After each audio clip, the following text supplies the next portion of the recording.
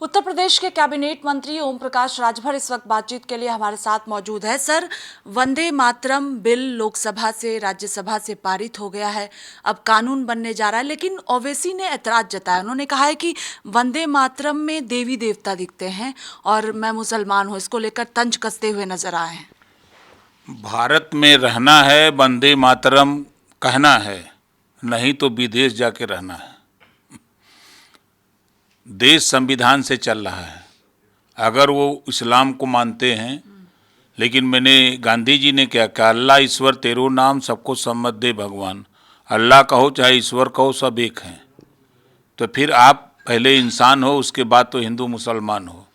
देश संविधान से चल रहा है, संविधान के आधार पे आप भारत में अमन चैन से हो, तो संविधान को तो मानना पड़ेगा।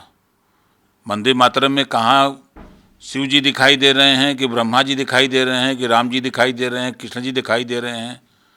उनके चश्मे में दिखाई दे रहे होंगे। लेकिन वो कह रहे हैं कि जड़गर मन में देश और जनता दिखती है, लेकिन वंदे मातरम में भगवान और देवी की पूजा की जाती है, उसी को लेकर ऐतराज जता रहे हैं। नहीं, वो गलत बोल रहे हैं, उनकी बात में कोई दम नहीं है। वो सिर्फ चर्चा में बने रहने के लिए इस तरह का बयान दे रहे हैं, और कोई बात नहीं। सर, इसके अलावा एंटी पेपर लीक बिल भी लोकसभा से पहले ही पारित हो गया, कल राज्यसभा से भी पारित हो गया।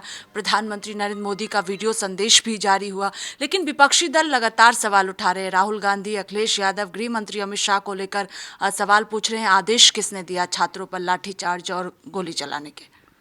देखिए, अखिलेश जी और राहुल जी भी नेता हैं, सरकार में रहे हैं, सरकार चलाए हैं।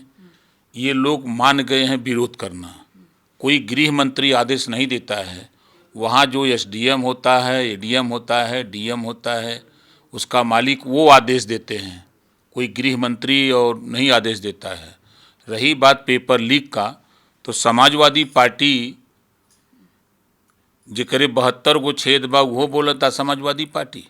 समाजवादी पार्टी की सरकार में कोई भी परीक्षा का पेपर बिकता था, बच्चे खरीदते थे और रहरी के खेते में, सरसों के खेत में बैठ के लिखते थे, और नकल खुलेआम कराई जाती थी पैसा लेकर के, और नौकरी बेची जाती थी। योग्य बच्चे अयोग्य बना दिए जाते थे और अयोग्य बच्चे योग्य बना दिए जाते थे। ये समाजवादी पार्टी के शासनकाल में और कांग्रेस के शासनकाल में था। और वो लोग आज पेपर लीक जो कानून आया है पेपर लीक के सवाल पे, तो इन लोगों को बुरा इस नाते लग रहा है, ये लोग विरोध इस नाते कर रहे हैं कि कल बाई द वे हम लोगों की सरकार आएगी, ये कानून पास हो जाएगा, तो फिर हमारे लोग जो पेपर बेचने वाले हैं, नकल कराने में जो पैसा आता है, नौकरी जो हम बेचते हैं, तो फिर हम नहीं कर पाएंगे। इस नाते सपा कांग्रेस के लोग, विपक्ष के लोग विरोध कर रहे हैं। नहीं तो एक तरफ आप जंतर मंतर पर जाते हो धरने में, यही न कहते हो कि पेपर लीक हुआ है तो इसका समाधान निकाला जाए। तो समाधान जब सरकार निकाल रही तो विरोध क्यों कर रहे हो?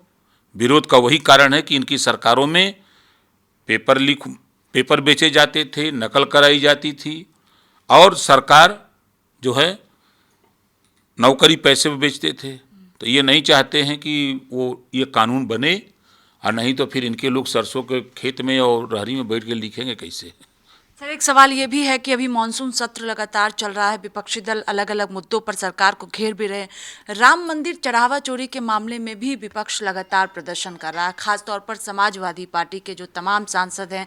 अखिलेश यादव तंज भी कस रहे हैं कि यहीं से बीजेपी का अंत की शुरुआत होगी, लगातार हमला बोल रहे हैं राम मंदिर चढ़ावा चोरी मामले में।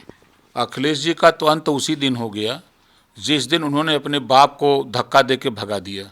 उसी दिन उनके पिताजी ने उनको श्राप दे दिया है कि अब तुम सत्ता में नहीं आओगे, अगर तुम हमारे नहीं हुए तो तुम किसी के नहीं होगे। और भगवान राम के नाम पर अखिलेश जी को कोई अधिकार नहीं है। ये झूठे ड्रामा कर रहे हैं, कपारे पर पेटी रख करके नाच रहे हैं, सब सपाई हैं, ये ड्रामा कर रहे हैं। कोई भी घटना हो रही है तो उसमें अखिलेश जी का बिरादर आ जा रहे हैं। अब मंदिर की ही बात अगर हम करें तो टिन्नी यादव का नाम पहले आ गया, एसआईटी ने जब जांच किया तो पहला नाम आ गया। कहीं कोई घटना हो रही है तो समाजवादी पार्टी अखिलेश यादव की बिरादर पहले आ जा रहे हैं। तो अखिलेश यादव जी सत्ता जाने के बाद व्याकुल भारत की तरह परेशान है कि जल्दी सत्ता मिल जाए। अब मैं कह रहा हूँ कि अब ये जन्म तो छोड़ दीजिए, अगले जन्म की तैयारी करिए, इस जन्म में सत्ता नहीं मिलने वाली है। आखिरी सवाल है कि आप सामाजिक समरसता महारैली करने जा रहे हैं, क्या तैयारी है उसकी और क्या उद्देश्य है? कि पश्चिम में, यूपी के पश्चिम में जो हमारे संगठन का काम लोगों ने किया है, वो लोग कई महीनों से कहते रहे कि एक रैली हम लोगों की हो, एक रैली हो। तो हमारे एक नेता थे अशोक अग्रवाल जी, वो बहुत परेशान थे कि ताल कटोरा में एक कार्यक्रम किया जाए। तो उसी कड़ी में हम लोगों ने तय किया कि ताल कटोरा में चल के कार्यक्रम एक किया जाए। तो 31 जुलाई को जो है वो समय निर्धारित हुआ। पश्चिम में जो संगठन है, पश्चिम के ही लोग आ रहे हैं सामाजिक समरसता महारैली, जो अभी भी सामाजिक व्यवस्था में अभी भी जो पीछे हैं उनको आगे लाने का प्रयास हो रहा है। सरकार का जो प्रयास है कि कोई छूटे न, जो भी केंद्र और प्रदेश सरकार की योजनाएं हैं उसको जो है उनके यहाँ तक पहुँचाई जाए और हम लोग लग करके उन लोगों को आगे लाएं। तो उसी कड़ी में पश्चिम के लोगों द्वारा कार्यक्रम आज ताल कटोरा में हो रहा है। क्या इस बार पश्चिम फोकस है, क्योंकि समाजवादी पार्टी ने शुरुआत पश्चिमी उत्तर प्रदेश से की, उसके बाद आपके जो तमाम सहयोगी दल हैं, चाहे निषाद पार्टी की बात करें या भारतीय जनता पार्टी की भी बात करते हैं, पश्चिम उत्तर प्रदेश खास फोकस दिख रहा है इस बार चुनाव से पहले? अखिलेश जी से कम 1000 कदम आगे बढ़ के हम कार्यक्रम कर रहे हैं। वो नोएडा में किए थे, हम दिल्ली ताल कटोरा कर रहे हैं। तो ये महसूस हो जाना चाहिए कि हम उनसे आगे हैं, पीछे नहीं हैं। और जहाँ तक सवाल आपका पश्चिमी उत्तर प्रदेश का है, तो भारतीय समाज पार्टी को लोग पूर्वांचल की पार्टी कहते हैं। तो आज जो पूर्वांचल की पार्टी पश्चिमांचल के इलाके के लोगों को जुटा करके ताल कटोरा में एक बड़ा कार्यक्रम करने जा रही है, जिसमें हजारों की संख्या में लोग अब तक आ चुके हैं। सहयोगी दलों को भी चता रहे हैं? नहीं, हमसे सहयोगी दल से क्या मतलब है। हमारी लड़ाई विपक्ष से है। हम जो एनडीए के साथी हैं, हम सब लोग मिलकर के अपनी अपनी ताकत भारतीय जनता पार्टी के साथ मिलकर के हम लोग उत्तर प्रदेश में 2017 से भी ज़्यादा सीटें जीत करके हम लोग सरकार बनाना चाहते हैं। इसके लिए हम लोग काम कर रहे हैं। बहुत शुक्रिया बातचीत के लिए। कैमरा पर्सन प्रिंस के साथ स्वाति पाठक, भारत समाचार, दिल्ली।